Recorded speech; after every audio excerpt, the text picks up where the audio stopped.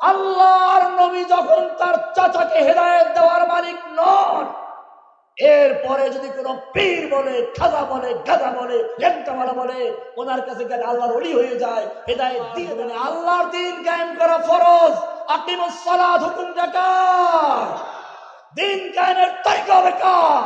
আওয়ামী লীগের গণতন্ত্র, কার্ল মার্কসের সমাজতন্ত্র দিয়ে ইসলাম কায়েম হতে পারে না।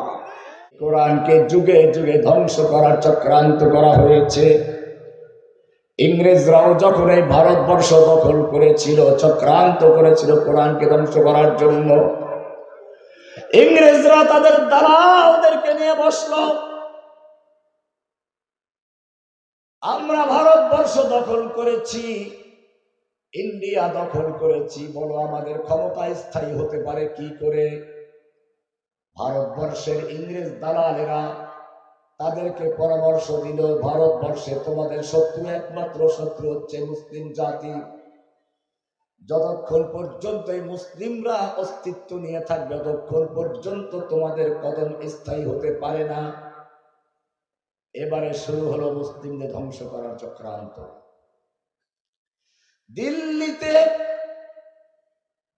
দিল্লিতে প্রায়,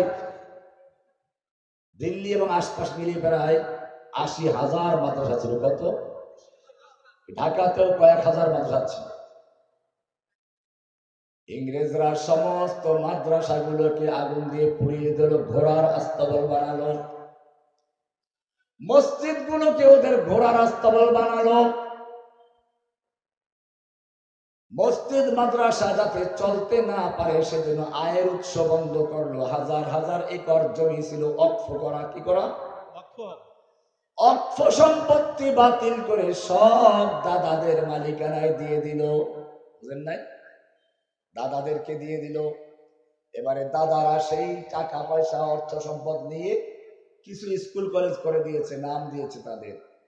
আজকে বাংলাদেশে যতগুলো হিন্দুদের নামে বড় বড় প্রতিষ্ঠান রয়েছে, তালাশ করে দেখুন, এগুলো হিন্দুদের জমি ছিল না, এগুলো ছিল মসজিদ মাদ্রাসার অক্ষ সম্পত্তি। ইংরেজরা অক্ষ সম্পত্তি বাতিল করে ওদের মালিকানা দিয়েছিল, ওরা তারপরে তাদের নামে প্রতিষ্ঠান করেছিল। আলেমদেরকে হত্যা করা হলো।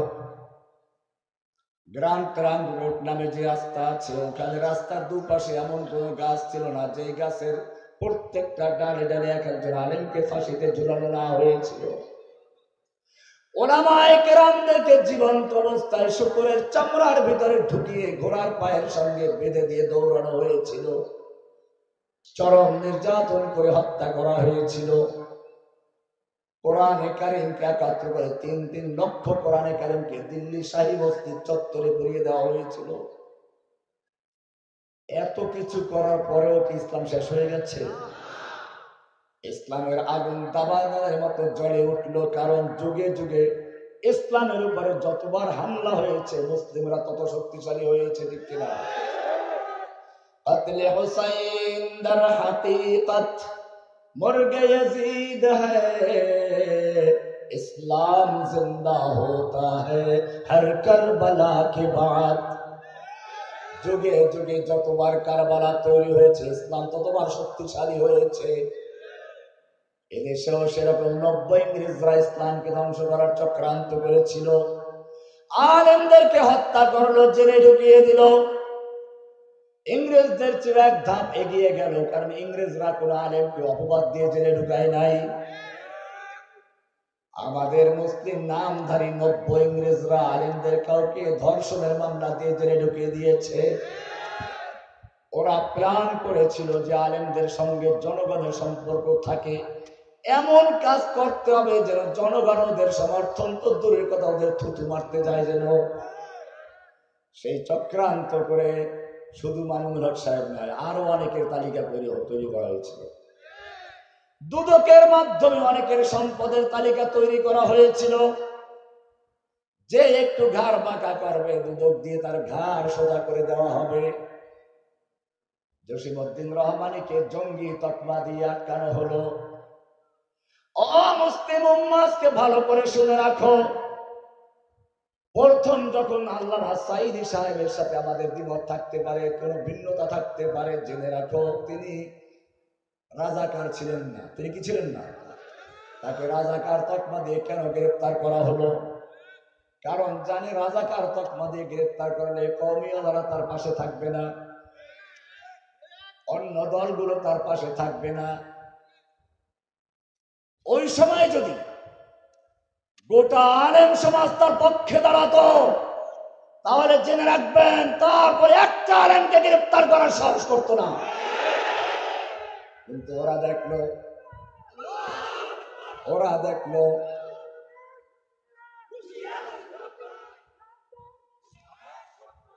এই স্লোগান দিলে আকাশ বাতাস প্রকম্পিত করে দিতে হবে। দুর্বল স্লোগান শোনার জন্য জেল থেকে আসে না। এতগুলো লোক স্লোগান দেয়, ওই যে দরজার উপরে শোনা যায়, দিলে ভালো করে দিবে না দিবে।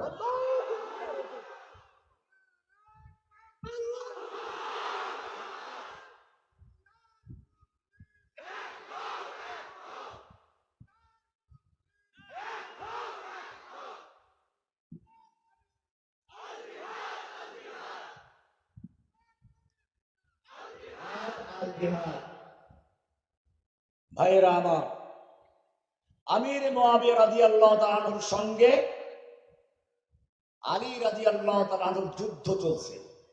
জঙ্গে সিফফিন, জঙ্গে জামালের মতো বড় বড় যুদ্ধ হচ্ছে। রোম সম্রাট চিন্তা করলো এই তো সুযোগ।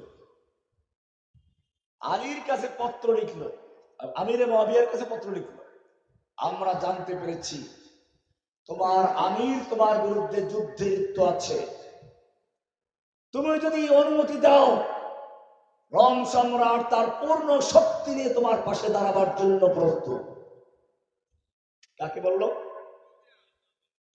আমির মুআবিয়া রাদিয়াল্লাহু তাআলা আনহুর কাছে পত্র লিখলো। কে লিখলো? তৎকালীন সময়ের সুপার পাওয়ার আমির মুআবিয়া রাদিয়াল্লাহু তাআলা আনহুর জায়গায় আমরা হলে কি করতাম? ঠিকই আছে, ওরা শেষ করে দাও। কিন্তু আল্লাহর নবীর বিশ্ববিদ্যালয়ের ছাত্র আমির মুআবিয়া রাদিয়াল্লাহু তাআলা আনহু বুঝতে পারলেন এটা আলীর বিরুদ্ধে আমাকে সাহায্য করা না, বরং এই যুদ্ধের সুযোগ নিয়ে মুসলিম ভূখণ্ডকে ধ্বংস করার এক চক্রান্ত করা হচ্ছে। আমির মুআবিয়া রাদিয়াল্লাহু তাআলা আনহু পত্র লিখলেন, ইয়া কালবার রোম, ওহে রোমের কুত্তা, আমার সঙ্গে আমার আমিরের যুদ্ধ চলছে, এই সুযোগ নিয়ে যদি মুসলিম ভূখণ্ডের দিকে এক কদম বাড়াতে চাস, জেনে রাখবি আলীর পক্ষে যুদ্ধ করতে গিয়ে প্রথম যে ব্যক্তির জীবন দিবে সে আর কেউ নয়, সে আমির মুআবিয়া রাদিয়াল্লাহু তাআলা। এই ছিল মুসলিমদের ঐক্যের প্রতীক, আদর্শের ক্ষেত্রে ঐক্য, হোক নিজেদের মধ্যে যুদ্ধ। কিন্তু দুর্ভাগ্য জাতির, এক একজনকে গ্রেফতার করে আর বাকিরা মিষ্টি খায়, বরং তাকে যাতে আর বের হতে না পারে সেজন্য যত তার বিরুদ্ধে তথ্যপত্র সব গিয়ে হাজির করে দেয়। আনসারুল্লাহ বাংলা টিনে দল একটা তৈরি করে দিল আমাদের কিছু মৌলবীরাই, এবং সেজন্য যা যা করা দরকার, আমার কোন কোন বক্তব্য কাট করে দিলে পরে ওদের খেপানো যাবে সে ব্যবস্থা পুরোটাই করে দিয়েছিল। কিন্তু জেনে রাখবেন হায়াত মওতের মালিক কে? ইংরেজরা যখন চক্রান্ত করতে লাগলো, দেখলো মুসলিমদেরকে মারলাম, আলেমদেরকে জেলে দিলাম, তাতে কাজ হচ্ছে না, ইংরেজদের বিরুদ্ধে আরো দাবানলের মতো আন্দোলন ফুসে উঠতে লাগলো। আবার দালালদেরকে নিয়ে বসলো, তোমাদের পরামর্শ অনুযায়ী আলেমদের হত্যা করেছি, তোমাদের পরামর্শ অনুযায়ী মাদ্রাসা মসজিদ বন্ধ করেছি, অর্থ সম্পত্তি বাতিল করেছি, চামড়ার দাম কমিয়ে দিয়েছি। দেখেন না চেহারা একই। কওমি মাদ্রাসাগুলো চলতো, টাকা পাইতো কোথায়? যাকাত ফিতরের টাকা আর কোরবানির চলা টাকা, তাই না? কোরবানির দিনে আপনারা যখন বাড়িতে গিয়ে একেবারে নতুন জামা কাপড় পরে আদরের মতো দুলতার মতো বেড়াতে থাকেন, মাদ্রাসার ছাত্রগুলো সেদিন রক্তে জর্জরিত কোরবানির পশুর চামড়া নিয়ে ব্যস্ত। কি জন্য? ওরা কি সবাই ফকিরের বাচ্চা? এই তোমার মতো ধনীকে 5 বার বিক্রি করতে পারে এমন ছেলে পেলে কয় মাদ্রাসায় পড়ে? আর ওরা সবগুলো বাদ দিয়ে কেন চামড়া নিয়ে দৌড়দৌড়ি করছে? শুধুমাত্র ইলমে দ্বীনকে টিকিয়ে রাখার জন্য। নব্য ইংরেজরাও দেখলো এই মাদ্রাসাগুলোকে ধ্বংস করতে হলে যাকাত ফিতরা যাতে কওমি মাদ্রাসায় না পায় সেজন্য যাকাত বোর্ড গঠন করলো, আর চামড়া যাতে করে মাদ্রাসা না পায় সেজন্য চামড়ার দাম কমিয়ে দিয়ে ভারতে পাচারের ব্যবস্থা করে দিল। স্বামীকে উপহার দিল, তা আবার অবৈধ স্বামী। বলেছে তার পররাষ্ট্রমন্ত্রী, না বললে তার কবে আপনি স্বামী বললেন কোন দলিলে? আমি তো বলি না, বলেছে তার পররাষ্ট্রমন্ত্রী। স্বামী স্ত্রী বলেছে, সমস্যা। কিন্তু আমরা তো বিয়ের কোন দলিল পাই নাই। তো মামুনুল হকের যদি বিয়ের দলিল লাগে, তোমার স্বামী স্ত্রীর বিয়ের দলিল কোথায় পেশ করো?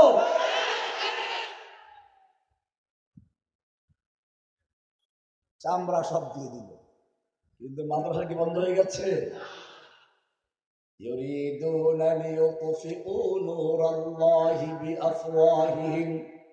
একটা লোক মাথা দিয়ে পাথরের পাহাড় ধাক্কাচ্ছে, আর বলতে পাহাড় গড়িয়ে দেবে। পাহাড় ভাঙবে না মাথা ভাঙবে। ওলামায়ে কেরামদেরকে জেলে ঢুকালো তাদের কণ্ঠ স্তব্ধ করার জন্য। আল্লাহ রাব্বুল আলামিন তার শেষ সময় একটা বক্তব্য রেকর্ড করার সুযোগ তাকে দেয় না। দেখিয়ে দিলেন, তুমি ১.৫ যুগ পর্যন্ত আমার আলেমদের কণ্ঠ স্তব্ধ করেছ, এখন আমি এমন স্তব্ধ করে দিচ্ছি বাংলাদেশে থাকার মতো জায়গা হবে না। ভাইরা আমার, এবার ইংরেজরা দ্বিতীয় চক্রান্ত শুরু করলো। শিক্ষা সিলেবাস পরিবর্তন করো। নওফেলের মতো একজন লোক, নাস্তিক, একটা মুরতাদ, একটা হিন্দু, চরম ইসলাম বিদ্বেষী, তাকে দিল শিক্ষামন্ত্রী। ইংরেজরাও একটু ভালো লোককে দিয়েছে। ইংরেজরা দিল ডক্টর ম্যাকলিকে। কাকে? আলিয়া মাদ্রাসা ইতিহাস ফাউন্ডেশন থেকে পাবেন, সেখানে আছে। শিক্ষামন্ত্রী বানিয়েছিল ডক্টর ম্যাকলিকে, সিলেবাস তৈরি করার দায়িত্ব দিয়েছে। খ্রিস্টান, কিন্তু আলেম ছিল। বুখারী, মুসলিম, তিরমিজির মতো পড়াবার মতো তার যোগ্যতা ছিল। কলকাতা আলিয়া মাদ্রাসার প্রিন্সিপাল ছিল খ্রিস্টান। একজন দুজন, প্রায় পরপর ২৭ জন। কয়জন? বুঝতেই পারছেন। খ্রিস্টানরা জানে ইসলামের কোন জায়গায় একটু পরিবর্তন করে দিলে, কোন কোন জিনিসটা বদলালে পরে মুসলমানদের আর সংখ্যা বাড়লেও সমস্যা নাই। ২টা জায়গা। কয়টা জায়গা? একটার সম্পর্ক ভিতরের সাথে, আর একটা সম্পর্ক বাইরের সাথে। একটার সম্পর্ক ইসলামের অস্তিত্বের সাথে, আর একটার সম্পর্ক স্থায়িত্বের সাথে। কয়টা? ভিতরেরটা হচ্ছে তাওহীদ। ভিতরটা কি? ইসলামের মূল ভিত্তির নাম কি? আল্লাহর নবী সাফা পাহাড় থেকে তাওহীদের ডাক দিয়েছেন, লা ইলাহা। সঙ্গে সঙ্গে আবু লাহাবরা খেপে গেল। কি ছিল সেই লা ইলাহা ইল্লাল্লাহর ভিতরে? মুসলমান, আজকেও তুমি লা ইলাহা ইল্লাল্লাহ পড়ো, তোমার এই লা ইলাহা পড়ায় কোনো রকমের কারো ক্ষমতা ক্ষতি হয় না। ভালো করে বুঝো, লা মানে নেই, ইলাহা মানে কোনো মাবুদ নেই। কোনো মাবুদ, মাবুদ মানে যার দাসত্ব করা যায়, গোলামি করা হয়, উপাসনা করা হয়, হুকুম মানা হয়, আনুগত্য করা হয়, সিজদা করা হয়, যার কাছে সবকিছু চাওয়া হয়। এই সব কিছুর যে মালিক, তাকে বলা হয় কি? ইলাহ। তাকে বলা হয় কি? লা ইলাহা মানে কি? নেই কোনো ইলাহ, খালি করলো সব। একটা পুরাতন বিল্ডিং এর রং করতে গেলে প্রথমে মানুষ কি করে? পুরাতন রংটা ঘষে মেজে ধুয়ে মুছে পরিষ্কার করে, ঠিক কিনা? কারণ পুরাতন রঙের উপর রং করলে নতুন রংটা সহ পড়ে যাবে। ঠিক তেমনি ভাবে লা ইলাহার মানে হচ্ছে আমার অন্তর থেকে খাজা বাবা, গাজা বাবা, ল্যাংটা বাবা, দরগাওয়ালা, দুর্গাওয়ালা, গেসু দারাজ, জুলফে দারাজ, আতা বক্স, গঞ্জে বক্স, যত রকম গায়রুল্লাহ আছে সবগুলো উৎখাত করে ধুয়ে মুছে পরিষ্কার করে শুধু একজনকে বসানো, লা ইলাহা। এটার নাম কি? আমার সারা জীবন হুকুম চলবে কার? মসজিদে হুকুম মানবো কার? বাহিরে কার? আদালতে হুকুম চলবে কার? আছে। কিসের লা ইলাহা ইল্লাল্লাহ? লা ইলাহা ইল্লাল্লাহ ফিল মসজিদ। শুধু মসজিদে লা ইলাহা ইল্লাল্লাহ, আল্লাহ তোমার হুকুম মানবো। বাইরে গেলে তুমি বাইরে থাকো। وقال الله لا تتخذوا إلهين اثنين আল্লাহ বলতেন দুইজন আল্লাহ মাইও না, মসজিদের আল্লাহ একজন, বাইরে আল্লাহ আর একজন, এসব ভণ্ডামি করতে যেও না। লা ইলাহা, এটা যদি ক্লিয়ার না করা, তুমি যা কিছু করো সব ভণ্ডামি। রাস্তার থেকে একজন মহিলা ধরে নিয়ে আসছে এক যুবক, যুবক হয়তো তাবলিগে গেছে, দিন বুঝে, তাওহীদ বুঝে নাই। মহিলাকে ধরে এনে হাত মোজা পা মোজা পরে ওযু করাইছে, গোসল করাইছে, কোরআন পড়ায়, নামাজ পড়ায়, রোজা রাখায়, পর্দা করে, একটা হালাল খাওয়ায়, কঠোর শরিয়া মেনে ঘর সংসার করছে। কিন্তু মাগার বিয়ে করে নাই। কি করে নাই? কি করে নাই? বিয়ে করে নাই, বাকি সব ঠিক আছে। এই শরিয়া মানার কোনো অর্থ আছে? দেখেন নাই, একজন নেত্রী সম্পর্কে প্রায় বলতো তাহাজ্জুদ পড়ে, কোরআন প্রস্তাব বের হয় না। তুমি যত কোরআন পড়ো,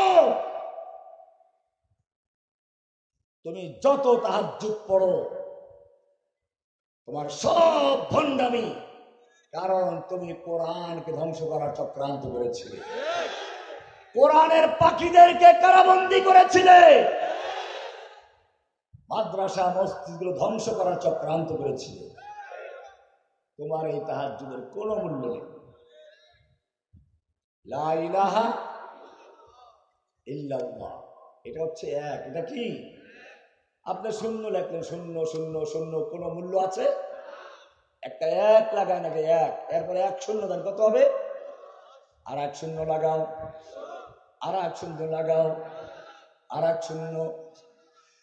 এক যেহেতু আছে, এখন তুমি যত শূন্য লাগাও সব শূন্য একের মূল্য বাড়াবে, ঠিক কিনা? ঠিক তেমনি ভাবে তোমার যদি লা ইলাহা ইল্লাল্লাহ ক্লিয়ার থাকে, তাওহীদ ক্লিয়ার থাকে, এবারে তুমি যা করো সবগুলো তোমার একের মূল্য বৃদ্ধি করবে। তাওহীদ কি আমানত सीनों में है हमारे, आसान ही मिटाना नामो निशान हमारा। सब गुरीजा होगी आखिर जलवाए खुर्शीद से, ई चमन मामूर होगा नगमाए तौहीद से। আমার অন্ধকারকে ঝাড়ু দিয়ে পিটাইয়া দূর করা যাবে না, অন্ধকার দূর করতে হলে আলো জ্বালাতে হয়, ঠিক কিনা? ও মুসলিম জাতি, ভালো করে জেনে রাখো, তোমার সমাজের যত অন্ধকার আছে, সব অন্ধকার দূর করতে হলে তোমাকে একটা আলো জ্বালাতে হবে। কদ জাআকুম মিনাল্লাহি নূরুন ওয়া কিতাবুম মুবিন। সে আলোর নাম কি? লা ইলাহা ইল্লাল্লাহর আলোকে, কোরআনের আলো জ্বালাতে হবে। সব গায়রুল্লাহ বাদ, সব গায়রুল্লাহ কি? লা ইলাহা মানে গায়রুল্লাহ উৎখাত করতে হবে। খাজা বাবা গায়রুল্লাহ, বলো। ল্যাংটা বাবা গায়রুল্লাহ, দরগাওয়ালা গায়রুল্লাহ, দুর্গাওয়ালা গায়রুল্লাহ, বাজার মাজার গায়রুল্লাহ, আতা বাছা গায়রুল্লাহ, গঞ্জে বক্স গায়রুল্লাহ, গেসু দরাজ গায়রুল্লাহ, জুলফে দরাজ গায়রুল্লাহ, নেতা নেত্রী গায়রুল্লাহ, তুমি আমি গায়রুল্লাহ, নবী রাসূল গায়রুল্লাহ। নবী রাসূল কি না আল্লাহ? সব আল্লাহর গায়ের, হুকুম চলবে কার?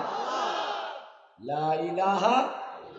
अब तो रहे बस्ता दम आखिर दर्द ज़बाए मेरे इलाह, बोलो ला इलाहा इल्लल्लाह, ला इलाहा इल्लल्लाह। तेरे सिवा माबूद हकीकी कोई नहीं है, कोई नहीं, तेरे सिवा मस्जूद हकीकी कोई नहीं है, कोई नहीं। अब तो रहे बस्ता दमे आखिर दर्द ज़बाए मेरे इलाह, ला इलाहा इल्लल्लाह, बोलो ला इलाहा इल्लल्लाह। সব গায়রুল্লাহ উৎখাত করে একমাত্র কারণে চলবে। রিজিক দেওয়ার মালিক কে? সন্তান দেওয়ার মালিক কে? হেদায়েত দেওয়ার মালিক কে? না কোনো পীর ফকির? আল্লাহর নবীর চাচা আবু তালেব সারা জীবন নবীর পক্ষে ছিলেন। চাচা আবু তালেব নিজের সন্তানের চেয়ে রাসূলকে ভালোবেসেছেন বেশি। 3 বছর যখন সে আবু তালেব বন্দী ছিলেন, নবীকে যাতে কেউ হত্যা করতে না পারে সেজন্য প্রথমে সবার সাথে এক জায়গায় শোয়াইয়া দিতেন। সব ঘুমিয়ে পড়লে আবু তালেব কি করতেন শোনো, নিজের সন্তান আলীকে আল্লাহর নবীর ওই জায়গায় শোয়াইয়া দিয়া নবীকে সরাইয়া অন্য এক জায়গায় শোয়াইয়া দিতেন, যাতে করে যদি কোনো ঘাতক থাকে, গুপ্ত ঘাতক, সেজন্য আমার সন্তানকে হত্যা করে নবী মুহাম্মদকে যেন হত্যা করতে না পারে। কি সুন্দর মোহাব্বত, কি ভালোবাসা। গোটা আরবের নেতারা যখন এই চাচা আবু তালেবের কাছে আসলো, তোমার ভাতিজাকে আমরা তিনটা প্রস্তাব আগিয়ে দিয়েছি, একটা দিয়েছিলাম যে লা ইলাহা বন্ধ করো, যদি সুন্দরী নারী চাও তোমাকে সুন্দরী নারী বিয়ে দেওয়া হবে, যদি ধনী হতে চাও তোমাকে আরবের সবচেয়ে বড় ধনী করে দেওয়া হবে, যদি শাসক হতে চাও মক্কার শাসকের মুকুট তোমার মাথায় পরিধান করে দেওয়া হবে, লা ইলাহা বন্ধ করো। সেটা গ্রহণ করলো না। এবারে সে আর একটা প্রস্তাব নিয়ে আসলো। এইবারে প্রস্তাবটা আরো জঘন্য। ঠিক আছে, আমরা দ্বন্দ্বে যাব না, কিছুদিন পর্যন্ত সে আমাদের দেবদেবীর পূজা করবে, আবার কিছুদিন আমরা তার আল্লাহর ইবাদত করব। ধর্ম যার যার উৎসব থাকবে সবার। কি প্রস্তাব? ও মুসলমান, ভালো করে শুনে রেখো, আগের তার চেয়েও জঘন্য এক প্রস্তাব কাফেররা আল্লাহর নবীর কাছে দেওয়ার চেষ্টা দিল। আবু তালেব আল্লাহর নবীর কাছে গিয়ে প্রস্তাব পেশ করলেন। আল্লাহর নবী উত্তর দেওয়ার আগে আল্লাহ উত্তর দিয়ে দিয়েছেন, কুল্লিয়া আইয়ুহাল কাফিরুন, ও কাফেরের গোষ্ঠী শুনে রেখো, লা আ'বুদু মা তা'বুদুন, তোমরা যার পূজা করো আমি তার পূজা করি না, তোমরা যার পূজা করো আমি তার পূজা করব না, করি না, করব না। লাকুম দীনুকুম ওয়ালিয়া দীন, তোমাদের ধর্ম তোমাদের, তোমাদের পূজা তোমাদের, আমার ধর্ম আমার, আমার ইবাদত আমার। তোমাদের দরকার নেই আমার ইবাদত করা, আর আমার দরকার নেই তোদের মূর্তিখানায় গিয়ে পাহারা দেওয়া করে ইবাদত করা। ও মুসলমান, কার সামনে গিয়ে দাঁড়াচ্ছ? তোমাদের কাজ ছিল তাহাজ্জুদে আল্লাহর দরবারে গিয়ে দাঁড়াবে, সেসব বাদ দিকে মূর্তিখানায় গিয়ে দাঁড়াচ্ছ আর পাহারাদারি করছো। उनको तहजीब ने हर बंद से आजाद किया, उनको तहजीब ने हर बंद से आजाद किया, लेके काबे से सनम खाने में आबाद किया, लेके काबे से सनम खाने में आबाद किया। তোমার পূর্বপুরুষদের ইতিহাস পড়ো। রোম সম্রাট, পারস্যের সম্রাট রুস্তমের সেফাসালার রুস্তমের যুদ্ধ হচ্ছে। খালিদ বিন ওলীদের বাহিনী তাঁবুতে আছে। গোয়েন্দারা রাতের বেলায় গেল, খালিদ বিন ওলীদের তাঁবুতে কি হচ্ছে একটু দেখে আসে। সৈন্য সংখ্যা কত, অস্ত্র কত, শক্তি কিরকম, সে অনুযায়ী প্রস্তুতি নেওয়া হবে।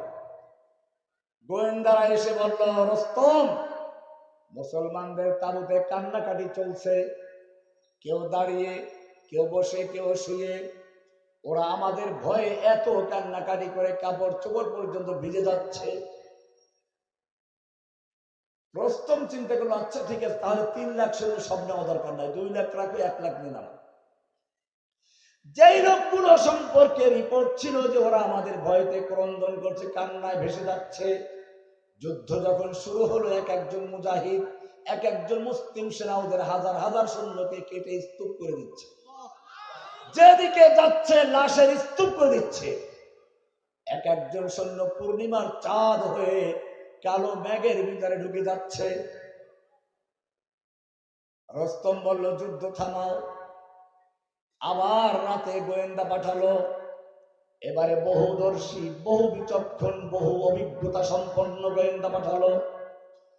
আজকে রাত্রেও গোয়েন্দারা গিয়ে দেখে শেষ রাতে সাহাবায়ে কেরাম ইবাদতে রত আছেন, কেউ দাঁড়িয়ে, কেউ বসে, কেউ শুয়ে শুয়ে আল্লাহর কাছে ক্রন্দন করছে। আল্লাযীনা ইয়াযকুরুনাল্লাহা কিয়ামান ওয়া কুউদান ওয়া আলা জুনুবিহিম, দাঁড়িয়ে, শুয়ে, বসে আল্লাহর ইবাদতে রত আছে, কান্নাকাটি করছে। গোয়েন্দারা দেখলো রিপোর্ট তো ঠিকই ছিল, বিষয়টা কি, কেন কান্দে? এইবারে কান্নার উদ্দেশ্য খোঁজার চেষ্টা করছে। ভাষা চেষ্টা করলো বোঝার জন্য। এবারে দেখে হ্যাঁ কান্নাকাটি করে ঠিকই, তবে আমাদের ভয়তে না। তাদের কান্নার ভাষা হচ্ছে রব্বুল আলামিন তোমার দুশমনরা ইসলামকে ধ্বংস করার জন্য কাতারবন্দে যুদ্ধে নেমেছে। ওরা আমাদের চেয়ে অনেক বেশি, আমরা সংখ্যায় কম। তুমি আমাদের এক একজনকে এমন হিম্মত দাও, সাহস দাও, যেন আমরা ওদের এক একজনকে নয় হাজার হাজারকে কিনে স্তূপ করতে পারি। আমরা যেন শহীদ হয়ে যাই, আমার দেহ টুকরো টুকরো হয়ে যায়, তোমার দিন যেন জিন্দা হয়ে যায়। डरते नहीं दुनिया में मुसलमानों किसी से, जब दौलत ईमान मिली उनको नबी से। कत्ल करना है तो कर ले आशिक दिलदार को, हम शिकायत जा करेंगे कातिबे तकदीर को। इस गर्ज से जो मक्तल में गया वो सुबह शाम सलामत रहती है, ये जान तो आनी जानी है, ये जान तो आनी जानी है, इस जान की कोई परवाह नहीं। মনে রাখতে হবে। গোয়েন্দারা এবারে বুঝতে পারলো কান্নাকাটি করে ঠিকই, আমাদের ভয়তে না, আমাদের মারার জন্য। রস্তমকে গিয়ে বলল, রস্তম মুসলিম সৈনিকদের বিরুদ্ধে যুদ্ধ করে বিজয় লাভ করার স্বপ্ন দেখো না। রস্তম বলল, কারণ কি? ওদের সৈন্য সংখ্যা আমাদের চেয়ে বেশি। বলে না, অনেক কম। ওদের কি অস্ত্র আমাদের চেয়ে বেশি? না, তাও তো অনেক কম। তাহলে কি ওদের গায়ে শক্তি অনেক বেশি? না, তাও তো অনেক কম। রস্তম খেপে গেল, আমাকে ভয় দেখাচ্ছে কেন? আমার সাহস ভেঙে দিচ্ছে কেন? অস্ত্র আমার বেশি, সৈনিক আমার বেশি, শক্তি আমার সৈনিকদের গায়ে বেশি, তাহলে কিসের প্রলাপ?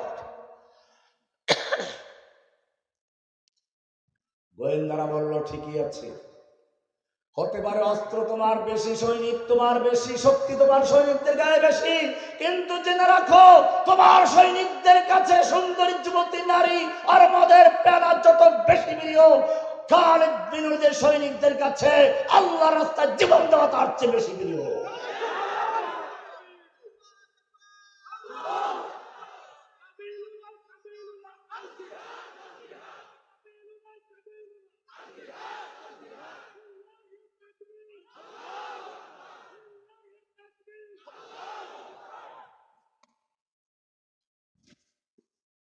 তাওহীদ, লা ইলাহা এক, এর বিপরীত হচ্ছে শিরক। বিপরীত কি? অংশীদার। আপনার স্ত্রী আপনার ছেলেকে মারে, মেনে নিবেন। গড়ে কেবল এটা ওটা ভাঙবে, রাগ করে মেনে নিবেন, কারণ আপনি জানেন যে আপনার স্ত্রী ভালোবাসার ক্ষেত্রে আপনার সাথে আর কাউকে অংশীদার করে না। কিন্তু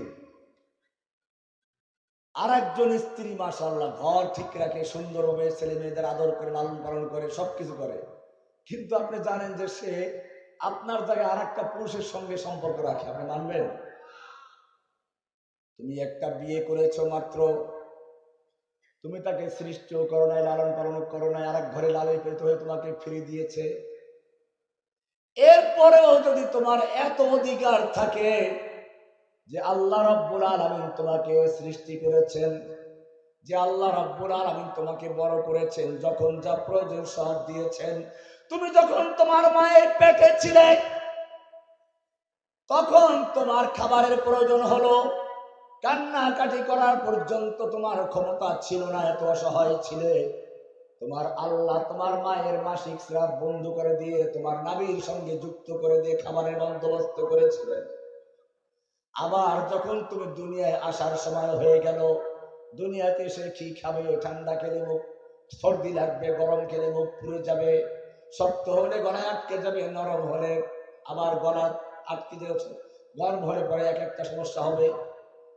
আল্লাহ রাব্বুল আলামিন তোমার কোনো দরখাস্ত করতে হয় নাই, আবেদন করতে হয় নাই, বিনা দরখাস্তে বিনা আবেদনে তোমার মায়ের বুকের ভিতরে শাল দুধের ব্যবস্থা করে দিলেন, যে শাল দুধ একসাথে খাবারের কাজ করে আর একসাথে পানির কাজ করে। সঙ্গে সঙ্গে দুনিয়াতে আসার পরে যত রকমের রোগ জীবাণুর আক্রমণ হতে পারে, সবগুলোর প্রতিষেধক হিসেবে সাজক তৈরি করে দিয়েছেন। মুসা আলাইহিস সালাম দায়িত্বপ্রাপ্ত হলেন ফেরাউনকে দাওয়াত দেওয়ার জন্য, রবের কথা স্মরণ করে দেওয়ার জন্য। তিনি গিয়ে রবের দাওয়াত দিলেন। ফেরাউনকে, রব তো আমি, খালি কি রব, আনা রব্বুকুমুল আলা। মুসা আলাইহিস সালাম সেদিন ফেরাউনকে রবের পরিচয় দিয়েছিলেন। আল্লাহ রাব্বুল আলামিন কোরআনে তা কোট করে দিয়ে বলেছেন, মুসা আলাইহিস সালাম শুনিয়ে দিলেন ফেরাউনকে, ক্বালা রাব্বুনাল্লাযী আ'তা কুল্লা শাইইন খালকাহু সুম্মা হাদা। ও ফেরাউন, আমি যেই রবের দাওয়াত দিচ্ছি সেটা তোমার মতো দুর্বল কোন রব নয়। আমি যেই রবের দাওয়াত দিচ্ছি, ক্বালা রাব্বুনাল্লাযী আ'তা কুল্লা শাইইন খালকাহু সুম্মা হাদা। আমার রব হচ্ছেন তিনি যিনি সমস্ত মাখলুককে সৃষ্টি দিয়েছেন, সৃজন দিয়েছেন, সৃষ্টি করেছেন। এরপরে তার জীবিকার জন্য যখন যা প্রয়োজন সবগুলোর পথ প্রদর্শন করেছেন, তিনি হচ্ছেন আমার রব। তুমি একটু বড় হচ্ছ, এখন আর দুধ খেলে চলে না, খিচুড়ি খেতে হবে, মুরগির বাচ্চা, কবুতরের বাচ্চা খেতে হবে। আল্লাহ রাব্বুল আলামিন তোমার সেই সুন্দর মুক্তার ভিতরে এক একটা মুক্তার দানার মতো দাঁত গজিয়ে দিচ্ছেন। এবারে তুমি মুরগির বাচ্চা, কবুতরের বাচ্চা খাচ্ছ আর মজা পাচ্ছ, বড় হচ্ছ, আস্তে আস্তে আরো বড় হয়ে গেছ। এখন আর মুরগির বাচ্চা খেলে চলে না, কবুতরের বাচ্চা খেলে চলে না, গরুর হাড্ডি চাবাতে হবে, খাসির মাথা ভাঙতে হবে। আল্লাহ রাব্বুল আলামিন আবার তার রবের পরিচয় নিয়ে হাজির হয়ে গেলেন। তোমার ছোট মুখের ছোট ছোট দাঁতগুলো পর্যায়ক্রমে এক একটাকে ফেলে দিয়ে তার জায়গায় বড় বড় দাঁত দিয়ে এবারে মুখটা ভরে দিচ্ছেন। আলা রাব্বুনাল্লাযী আ'তা কুল্লা শাইইন খালকাহু সুম্মা হাদা। আমার রব হচ্ছেন সেই মহান স্রষ্টা, মহান রব্বুল আলামিন, যিনি সব মাখলুককে সৃষ্টি করে আবার তার জীবিকার পথ দেখান। কে? লা ইলাহা। সন্তান দেওয়ার মালিক কে? ধনী বানাবার মালিক কে? না কোন দরবারে গেলে নাকি সব ধনী হয়ে যায়? কোন এক দরবারে আজমিরি লেখা আছে, ये आसमान है तेरा, ये जमीन है तेरी, मकसूद मेरा कर दे पूरा, ऐ खाजा आजमिरी। রজ্জুরে বলে নাউজুবিল্লাহ। মকসুদ কোন করার মালিক খাজা আজমিরি আল্লাহ। মাজারে গিয়ে সিজদা করে, চাদরের চাদর গুলো বাতায়, কত দামি দামি চাদর। ও মুসলিম ভাইয়েরা, ভালো করে জেনে রাখো, কবরে সিজদা করা যায় না, হারাম। যত নামাজ তুমি পড়ো সব নামাজের রুকু সিজদা আছে। ফজর পড়ো, রুকু সিজদা করো, জোহর পড়ো, রুকু সিজদা করো, আসর পড়ো, রুকু সিজদা করতে হবে, মাগরিব পড়ো, তোকে রুকু সিজদা করতে হবে, জুমার নামাজ পড়বি, রুকু সিজদা করবি, ঈদের নামাজ পড়বি, রুকু সিজদা করবি। খবরদার, খবরদার, জানাজার নামাজ যদি হয় তুই রুকু করতে পারবি না, সিজদাও করতে পারবি না। জানাজার নামাজ যত বড় পীর বুজুর্গের হোক না কেন, তুই রুকু সিজদা করতে পারবি না। জানাজার নামাজ যদি তোর বড় পীর আব্দুল কাদের জিলানী হয়, তুই রুকু করতে পারবি না, সিজদাও করতে পারবি না। জানাজার নামাজ যদি তোর খাজা আজমিরি হয়, তুই রুকু করতে পারবি না, সিজদাও করতে পারবি না। জানাজার নামাজ যদি রাষ্ট্রশীল বাবার হয়ে থাকে, তুই রুকু করতে পারবি না, সিজদাও করতে পারবি না। জানাজার নামাজ যদি তোর মাঝ ভান্ডারী হয় না কেন, রুকু করতে পারবি না, সিজদাও করতে পারবি না। করা যাবে? কেন যাবে না? একেবারে বুজুর্গের লাশটা সামনে আছে, মাত্র 1.5 হাত ফাঁকা, কাপড়ে মোড়ানো আছে, নতুন কাপড়ে।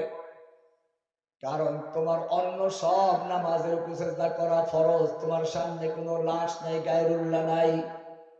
জানাজার নামাজে তোমার সামনে একটা লাশ শুয়ে আছে, লাশ শুয়ে আছে। এই সময়ে যদি আল্লাহর জন্য সিজদা করে, রুকু করে, ওই ভণ্ড ফকির বলবে, ওই তো দেখো আমার বুজুর্গকে সিজদা করা হচ্ছে, তাজিমের সিজদা করা হচ্ছে, সম্মানের সিজদা করা হচ্ছে। এই মুসলমান, কোরআন পরিষ্কার করে দিয়েছে, লা তাসজুদু লিশ-শামসি ওয়ালা লিল-কামার ওয়াসজুদু লিল্লাহিল্লাযী খালাকাহুন্না। চন্দ্রকে সিজদা করো না, সূর্যকে না, রাত্রকে না, দিনকে না। সিজদা করবো কাকে? যিনি সব সৃষ্টি করেছেন তাকে। সিজদা করবো কাকে? জানাজার লাশটা তোমার সামনে ছিল, সিজদা করতে পারলে না, লাশটা কবরে চলে গেল। এরপরে হোগলা আসলো, বাঁশ আসলো, 2.5 মণ মাটি আসলো, এরপরে তোমাকে কোন বিবেক কবরে সেজদা করার পারমিশন দিল? কবরে সেজদা করা জায়েজ না হারাম? কবরে চাদর দেওয়া জায়েজ না হারাম? টাকা পয়সা দেওয়া জায়েজ না হারাম? পরিষ্কার মনে রাখতে হবে। আল্লাহর নবী সাল্লাল্লাহু আলাইহি ওয়াসাল্লাম মৃত্যুকে সাবধান করে গেছেন, লানাল্লাহুল ইয়াহুদা ওয়ান নাসারা ইত্তাখাযু কুবুর আমবিয়াইহিম ওয়া সালিহিহিম মাসাজিদ। আল্লাহ তাআলা ইহুদি খ্রিস্টানদেরকে লানত করুন যে তাদের ওলি বুজুর্গ মারা গেলে তারা তাদের ওলিদের মাজারগুলোকে সিজদার স্থান বানাতো। খবরদার আমার উম্মতরা, লা তাজআলু কবরি ওয়াসানা ইউবাদ, আমার মৃত্যুর পরে আমার কবরকে তোমরা সিজদার স্থান বানাবে না। আমাদের নবী পরিষ্কার সাবধান করে দিয়েছে। যার ফলে মক্কা মদিনার কবরস্থানে গিয়ে দেখুন, মক্কার কবরস্থান জান্নাতুল মুআল্লা, আল্লাহর নবীর প্রিয়তমা স্ত্রী সেখানে শুয়ে আছে, খাদিজা রাদিয়াল্লাহু তাআলা আনহা। তার কবরে কোনো আগরবাতি মোমবাতি আছে? টাকা পয়সা আছে? চাদর আছে? মদিনার জান্নাতুল বাকিতে গিয়ে দেখো হাজার হাজার সাহাবায়ে কেরাম রয়েছে। ওসমানের কবরটাও সেখানে। উহুদ পাহাড়ের প্রান্তে চলে যাও, সমস্ত শহীদদের সর্দার হামজা রাদিয়াল্লাহু তাআলা আনহু শুয়ে আছেন। তার কবরে কোনো চাদর আছে কিনা? কোনো টাকা পয়সা আছে কিনা? কোনো খাজা বাবা গাজা বাবা মেলা হয় কিনা? কেন? সাহাবায়ে কেরামদের কবরে চাদর দেওয়ার মতো লোক নাই, তাই নাকি? চাদর দেওয়া যদি শরীয়তে বৈধ হতো, আল্লাহর নবীর স্ত্রীদের কবরে, সাহাবাদের কবরে সুতার চাদর নয়, মানুষ তার কলিজা ছিঁড়ে তা দিয়ে সুতা বানিয়ে চাদর বানিয়ে দেওয়ার মতো লক্ষ লক্ষ মুসলিম দুনিয়াতে মজুদ আছে। দিচ্ছে না কি জন্য? ইসলাম এগুলো হারাম। এগুলো কি? আজকে মুসলিম একদিকে কবর পূজা, মাজার পূজায় লিপ্ত আছে, গরিবরা আছে কবর পূজায়, ধনীরা আছে পীর। ওটা গরিবদের, এখন ধনীরা পীরের কাছে যায় না, ওটা গরিবদের শিরিক। ধনীদের শিরিক শহীদ মিনারে গিয়ে নিয়ে দাঁড়িয়ে থাকা, নামাজে দাঁড়াই কার সামনে? কার সামনে দাঁড়াও? নামাজে সূরা ফাতিহা পড়া আলাদা ইবাদত, দাঁড়িয়ে থাকাটা আরেকটা ইবাদত না? এখন যদি কোনো ব্যক্তি আল্লাহর পরিবর্তে শহীদ মিনারে গিয়ে দাঁড়ায়, সে শিরিক করলো কিনা? সেনা ক্যাম্পে গিয়ে দেখুন আগুনকে সেলুট দেয়, আগুন পূজা জায়েজ না হারাম? ও মুসলিম উম্মাহ, ভালো করে বুঝে রাখো, আল্লাহ তাআলা সব গুনাহ ক্ষমা করবেন, কিন্তু শিরকের গুনাহ ক্ষমা করবেন না। ওই যে বললাম, বউ যদি যত অন্যায় করুক, ভালোবাসা তোমার জন্য থাকে, তাহলে উল্টো পাল্টা করলে সমস্যা নেই। আর যদি যত ভালো কাজ করো, ভালোবাসা আরেকজনের জন্য করে, তুমি বউ রাখবা? আল্লাহ বলছেন, এবারে ভালো করে শুনে রাখো, ইন্নাল্লাহা লা ইয়াগফিরু আন ইউশরাকা বিহি ওয়া ইয়াগফিরু মা দুনা যালিকা লিমান ইয়াশা। আল্লাহ তাআলা ক্ষমা করেন না যদি আল্লাহর সঙ্গে কোনো ব্যক্তি শিরিক করে, অংশীদার করে, ইবাদতের ক্ষেত্রে হোক, ক্ষমতার ক্ষেত্রে হোক, আইন বানাবার ক্ষেত্রে হোক, আল্লাহ তাআলা সে ক্ষমা করবেন না। এছাড়া যত বড় গুনাহ হোক, যদি তওবা না করেও মারা যায়, আল্লাহ চাইলে যার বেলায় চান ক্ষমা করতেও। আরো ভালো করে শুনো, কোরআন পরিষ্কার বলছে, ইন্নাহু মাইয়ুশরিক বিল্লাহি, যেই ব্যক্তি আল্লাহর সঙ্গে শিরিক করে, আল্লাহর ক্ষমতার মধ্যে বা ইবাদতের ক্ষেত্রে, মান্নত করার ক্ষেত্রে, পশু জবাই করার ক্ষেত্রে, প্রার্থনার ক্ষেত্রে আল্লাহকে বাদ দিয়ে খাজার কাছে সন্তান চায়, আল্লাহকে বাদ দিয়ে মাজারের কাছে সন্তান চায়, আল্লাহকে বাদ দিয়ে অন্য কাউকে আইন বানাবার ক্ষমতা দেয়, যে কোনো ভাবে শিরিক করা হোক না কেন, আল্লাহ বলছেন, ইন্নাহু মাইয়ুশরিক বিল্লাহি ফাকাদ হারামাল্লাহু আলাইহিল জান্নাহ, আল্লাহ তাআলা তার উপরে জান্নাতকে হারাম করে দিয়েছেন। কি করে দিয়েছেন? আপনি কইবেন জান্নাত হারাম হলে সমস্যা কি? জাহান্নামে যাব না, মাঝখানে আরাফে থাকবো। কোথায় থাকবো? আল্লাহ বলেছেন ওয়াহুন নার, তার ঠিকানা জাহান্নাম। ঠিকানা কি? আপনি মনে মনে বলতেছেন যে অসুবিধা নেই, আমাদের পিসা আমাকে ছাড়াই নিয়ে আসবে। আল্লাহ বলছেন ওয়ামা লিয-যালিমিনা মিন আনসার, এই জালেমদের সাহায্য করে কেউ থাকবে না।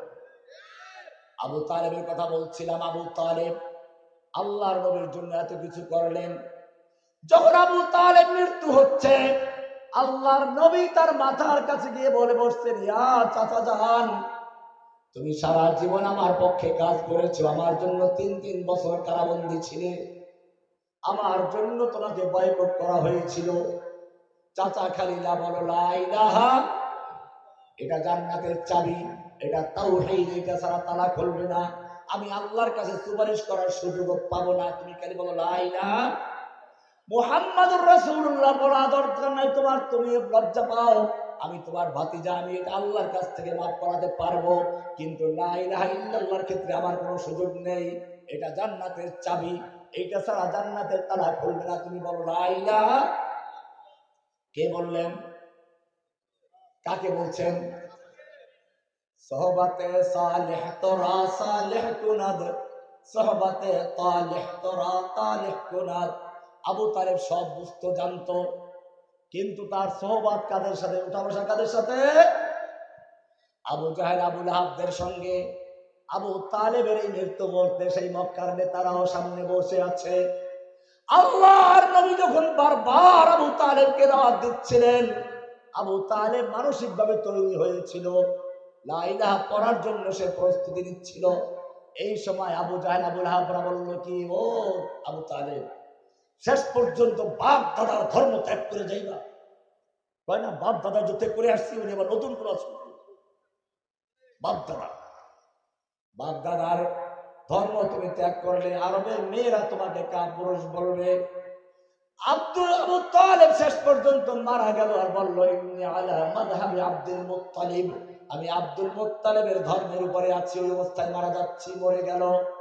আল্লাহর নবী মনক্ষুণ্ণ হলেন, চাচা হেদায়েত পেল না, মরে গেলেন। সঙ্গে সঙ্গে আল্লাহর নবীকে সান্ত্বনা দেওয়া হচ্ছে, ইন্নাকা লা, সূরা কাসাস 56 নম্বর সূরা, 28 নম্বর সূরা 56 নম্বর আয়াত, ইন্নাকা লা তাহদি মান আহবাবতা ওয়ালাকিন্নাল্লাহা ইয়াহদি মান ইয়াশা। এ নবী, আপনি যাকে ইচ্ছে করেন ভালোবাসেন, আপনার চাচা ভাতিজা আপনজন, ইচ্ছে করলে তাকে হেদায়েত দিতে পারবেন না, হেদায়েত দেওয়ার মালিকটা কে? ওয়ালাকিন্নাল্লাহা ইয়াহদি মান ইয়াশা ওয়া হুয়া আ'লামু বিল মুহতাদিন। হেদায়েত দেওয়ার মালিক কে? ও মুসলমান, ভালো করে শুনে রেখো, আল্লাহর নবী যখন তার চাচাকে হেদায়েত দেওয়ার মালিক নন, এরপরে যদি কোনো পীর বলে, খাজা বলে, গাদা বলে, ল্যাংটাওয়ালা বলে, ওনার কাছে গেলে আল্লাহর ওলি হয়ে যায়, হেদায়েত দিয়ে দেয়, তরাইয়া নেবে, বেহেশতে নিয়ে যাবে, এগুলো পীর না শয়তান? আল্লাহর ওলি না শয়তানের ওলি? কারে শয়তান মিকুনি নামত ওলি, দর ওলি নস্তলানত বর ওলি, লা ইলাহা। আল্লাহর নবী এরপরে চিন্তা করলেন, ঠিক আছে, আবু তালেবের জন্য দোয়া তো করতে পারি। আবার দোয়া করা শুরু করলেন, চাচা এত কষ্ট করেন, জাহান্নামে যাচ্ছি, দেখতে পাচ্ছি, মনটা মানে না। নবী এবারে আল্লাহর কাছে দোয়া করতে লাগলেন। আল্লাহ তাআলা আবার ওহী নাযিল করলেন, মা কানা লিন-নাবিয়্যি ওয়াল-লাযীনা আমানু আন ইস্তাগফিরু লিল-মুশরিকিনা ওয়ালাউ কানু উলি কুরবা মিন বা'দি মা তাবায়্যানা লাহুম আন্নাহু আসহাবুল জাহিম। জোরে বলুন সুবহানাল্লাহ। কোন নবীর জন্য এবং কোন মুমিনের জন্য উচিত নয় কোন মুশরিকের জন্য দোয়া করা হোক না সে যত আপন। যখন তার কাছে স্পষ্ট হয়ে গেছে সে জাহান্নামী, দোয়া করা পর্যন্ত বারণ হয়ে গেল। ও মুসলমান, সেজন্য ক্লিয়ার করতে হবে লা ইলাহা, লা ইলাহা। বাস, আজকে এই বন্ধু শেষ। এরপরে মুহাম্মদ রাসূলুল্লাহ পরে ইনশাআল্লাহ। ইবাদত কবুল হওয়ার 2 শর্ত। কয় শর্ত? একটা হচ্ছে তাওহীদ, ইখলাসুন নিয়ত, সব ইবাদত করব কার জন্য? কুল ইন্না সালাতি ওয়া নুসুকি ওয়া মাহইয়ায়া ওয়া মামাতি লিল্লাহি রাব্বিল আলামিন। বলো, আমার সালাত, আমার কুরবানি, আমার জীবন, আমার মরণ সব কার জন্য? আমার ভালোবাসা শুধুমাত্র কার জন্য? আমি কোন মুমিনকে ভালোবাসবো কার জন্য? আমি আমার স্ত্রীকে ভালোবাসবো কার জন্য? আমি আমার মা বাপকে ভালোবাসবো কার জন্য? আমার সন্তানকে ভালোবাসবো কার জন্য? মা বাপকে ভালোবাসবো নাকি বৃদ্ধাশ্রমে পাঠাবো? ও মুসলমান, ভালো করে জেনে রাখো, আল্লাহ চূড়ান্ত হুকুম দিয়েছেন, ওয়াকাদা রাব্বুকা আল্লা তা'বুদু ইল্লা ইয়াহু ওয়া বিল ওয়ালিদাইনি ইহসানা। আল্লাহর চূড়ান্ত ঘোষণা হচ্ছে, চূড়ান্ত ফয়সালা হচ্ছে, লা তা'বুদু ইল্লা ইয়া, আল্লাহ ছাড়া কারো গোলামি চলবে না, আল্লাহ ছাড়া কোনো নেতা নেত্রীর আনুগত্য চলবে না, ইবাদত চলবে কার? এরপরে আল্লাহ তাআলা বলছেন ওয়াবিল ওয়ালিদাইনি ইহসানা, আল্লাহর ইবাদত করার পরে সবচেয়ে বেশি যার হুকুম মানতে হবে, কথা মানতে হবে, আনুগত্য করতে হবে তোমার পিতা মাতার সাথে। ইম্মা ইয়াবলুগান্না ইনদাকাল কিবারা আহাদুহুমা আও কিলাহুমা, তোমার পিতা মাতা দুইজন অথবা কোনো একজন যদি বৃদ্ধ অবস্থায় তোমার কাছে উপনীত হয়ে যায়, তাহলে খতম করা যত তাড়াতাড়ি মারা যায় নাকি, তাহলে বৃদ্ধাশ্রমে পাঠাও। আল্লাহ তাআলা বলছেন ইম্মা ইয়াবলুগান্না ইনদাকাল কিবারা আহাদুহুমা আও কিলাহুমা ফালা তাকুল লাহুমা উফ, তোমার পিতা মাতা উভয়জন বা কোনো একজন যদি তোমার কাছে বৃদ্ধ অবস্থায় উপনীত হয়, খবরদার খবরদার তাদের কোনো আচরণে কষ্ট পেয়ে উফ বলো না, ওয়ালা তানহারহুমা, তাদেরকে ধমক দিয়ে কথা বলো না, এটা কেন করলা, এটা কেন করলে না, এটা তো তুমি ভুল করলা, বাবাকে এরকম মাকে ধমক দিয়ে কথা বলো না। এখন তারা বুড়ো হয়ে গেছে, অসহায় হয়ে গেছে,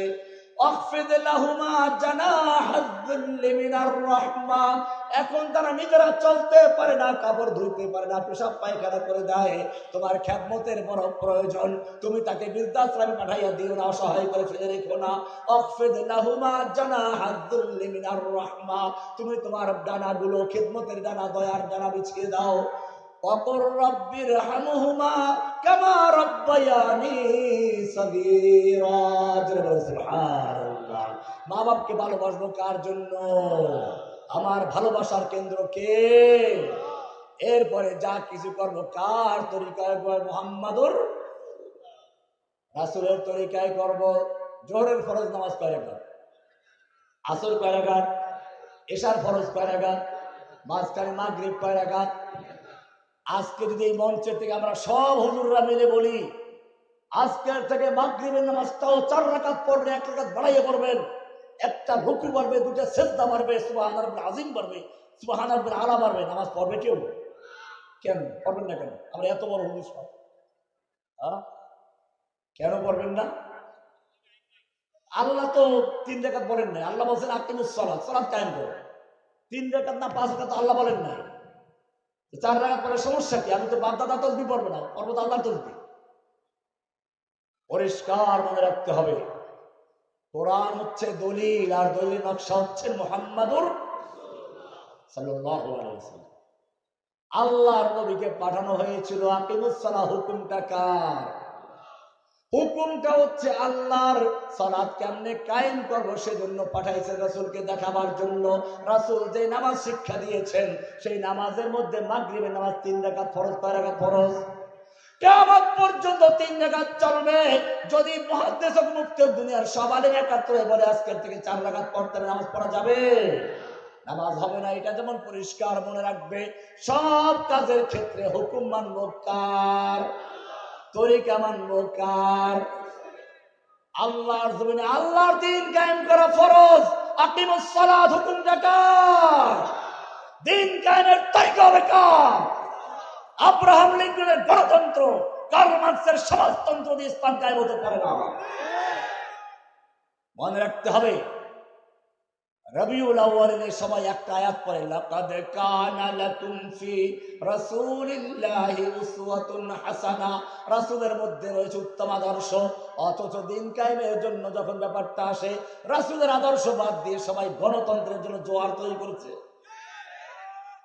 তাদের আয়াত পড়া, লাকাদ কানা লাকুম ফি আব্রাহাম লিঙ্কন উসওয়াতুন হাসানা। ঘুরে দাও, গণতন্ত্র কার তরিকা? রাসূলের তরিকায় ইসলাম কায়েম করতে হলে নামাজ পড়বো কার তরিকায়? নামাজ কায়েম করা হুকুমটা কার? তরিকাটা কার? হজ করবো হুকুমটা কার? তরিকাটা কার? সব কিছু হুকুম মানবো, আল্লাহর তরিকা হবে কার? বোঝা গেল, দিন কায়েমের ক্ষেত্রে হুকুম হবে কার? তরিকা হবে কার? রাসূল যেরকম ভাবে লা ইলাহা ইল্লাল্লাহর দাওয়াতে বিপ্লব তৈরি করেছিলেন, মদিনার বিপ্লব তৈরি হয়েছিল, ঠিক তুমিও তোমার জনগণের ভিতরে লা ইলাহার তাওহীদের বিপ্লব তৈরি করো। যেই ছেলেরা তোমার এই যুগে দেখিয়ে দিল, একটা মূর্তির বিরুদ্ধে এত ঘৃণা জমলো, কোন দলের প্রয়োজন হয় নাই, সব ঘৃণা ক্ষোভ একত্র হয়ে যখন মাঠে নেমে আসলো, ছোট ছোট বাচ্চারা পর্যন্ত জীবন দিল, তখন সেই জগদ্দল পাথর এদেশ থেকে পালালো, তার বাপের মূর্তিগুলোকে রাস্তার থেকে গলি থেকে কুড়াল দিয়ে, দাও দিয়ে, কেরেন দিয়ে ধ্বংস করে স্তূপ করে দিয়েছে। যেই জাতি জীবন দিতে শিখেছে গণতন্ত্র উদ্ধারের জন্য, সেই জাতির সামনে যদি আমরা পেশ করতে পারতাম আল্লাহর জমিনে আল্লাহর দিন বিজয়ী হওয়ার জন্য এসেছে, নবীকে পাঠানো হয়েছে লিইয়ুযহিরাহু আলাদ দীনি কুল্লি, অন্য সব বাতিল মতবাদকে উৎখাত করে তার জায়গায় ইসলামকে বিজয়ী করার জন্য, তাহলে যেই জনগণ আজকে গণতন্ত্রের জন্য জীবন দিচ্ছে, সেই জনগণ ইসলামের জন্য জীবন দিবে ইনশাআল্লাহ। বাধা আসবে, বাধা মোকাবেলা করার লোক আল্লাহ তৈরি করে দিবেন। এই ছেলেদেরকে দেয় নাই, ওরা চোখে আঙ্গুল দিয়ে দেখাই দিল আন্দোলন কেমনে করতে। কোন নেতা নাই সংঘবদ্ধ, কোন কেবল সবাই করে ঐক্যবদ্ধ হন, সংগঠন করেন। আল্লাহ তাআলা দেখা দেন কোন সংগঠন দরকার নাই, তুমি তোমার জায়গার থেকে জাগরণ তৈরি করো, সারা বাংলাদেশে তাওহীদের আলো ছড়িয়ে দাও। জনগণের মধ্যে যখন বিপ্লব তৈরি হবে, সেই বিপ্লবের স্রোতে ধাক্কায় পুরো ঢাকা ঘেরাও করো, এরপরে জীবন দিতে শিখো, দেখবে বাংলাদেশের সমস্ত নাস্তিক মুরতাদ একভাবে দিল্লি পালিয়ে চলে যাবে। আল্লাহ সুবহানাহু ওয়া তাআলা আমাদের সকলকে বিষয়গুলোকে বুঝার এবং আমল করার তৌফিক দান করুন। আমিন। ওয়া আখিরু দাওয়ানা আলহামদুলিল্লাহি রাব্বিল আলামিন।